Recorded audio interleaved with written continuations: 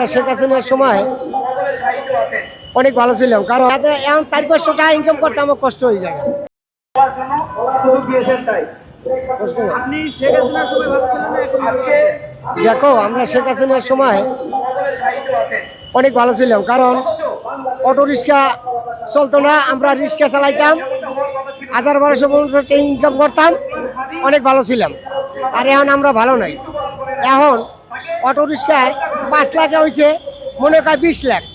এই 20 লাখ মানে এই মানুষ এই টানতে আছে, কিন্তু এই ভাগ করে খাইতে আছে। এখন 400-500 টাকা ইনকাম করতে আমার কষ্ট হয়ে যায়।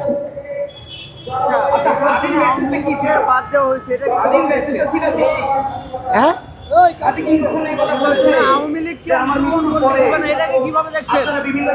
আওয়ামী লীগকে বাদ দিয়ে নির্বাচন করতে আছে, এটা কিভাবে দেখতে আছে সেটা আমি মনে করি।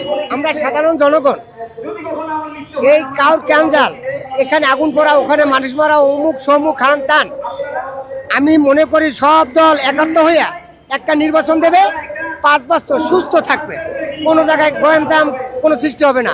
আর যদি ওই এক দল বাদ দিয়া, ওই দল বাদ দিয়া, এই দল বাদ দিয়ে যদি নির্বাচন দেয়, তাহলে নির্বাচন গ্রহণযোগ্য হবে না। আর এই নির্বাচন লাস্টে নির্বাচনের পরে গ্যামজাম থাকবে সব সময়।